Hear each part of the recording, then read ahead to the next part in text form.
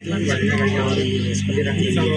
सबसे पहले करुणा के सागर तथागत अरहत सम्यक संबुद्ध विश्व विभूषण भारत रत्न परम पूज्य बोधिसत्व बाबा साहेब डॉक्टर भीमराव अंबेडकर जी के चरणों में नमन करते हुए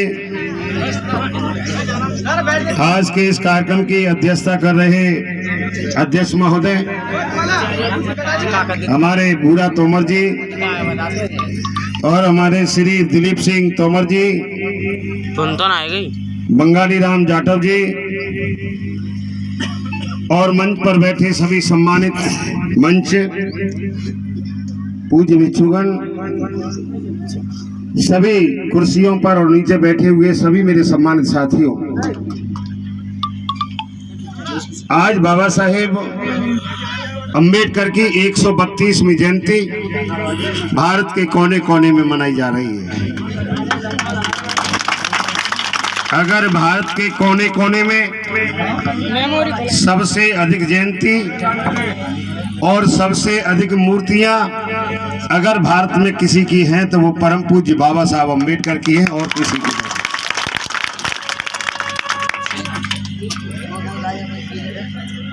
लेकिन क्यों मूर्तियां हैं?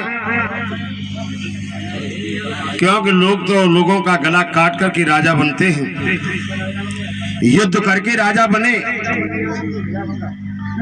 लेकिन बाबा साहब अंबेडकर तो गरीबों की लड़ाई लड़के गरीबों के राजा बन गए। डॉक्टर बाबा साहब अंबेडकर ने अपने जीवन में बहुत संघर्ष किया। बाबा साहब का जन्म सन 1891 में मऊ में हुआ था। इनके पिताजी का नाम रामजी राव था, इनकी मां का नाम भीमाबाई था और यह अपने पिता के 14वीं संतान थे। इनकी मां भीमाबाई के मन में ख्याल आया और अपने पति से कहा कि मैं चाहती हूं कि मेरा छोटा भीम बहुत सुंदर है, मैं इसको पढ़ाना चाहती हूं।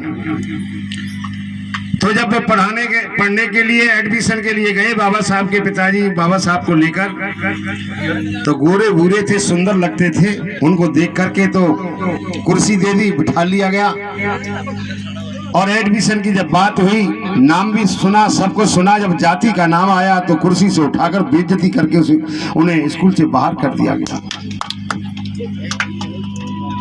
बाबा साहब डॉक्टर अम्बेडकर के पिताजी अपने मित्र, क्योंकि वो फौज में सूबेदार थे, ब्रिटिश हुकूमत थी, वो अपने यार के पास गए, अंग्रेज के पास, और अंग्रेज से शिकायत की। और अंग्रेज से शिकायत करने के उपरांत अंग्रेज गया गुस्से में और हेड मास्टर को बहुत डांटा और बाबा साहब अम्बेडकर का वहां एडमिशन हो गया। स्कूल में एडमिशन के बाद ये हालत थी कि जब वो रास्ते में आते थे तो उनकी जाति का नाम लेकर उसे चिढ़ाते थे।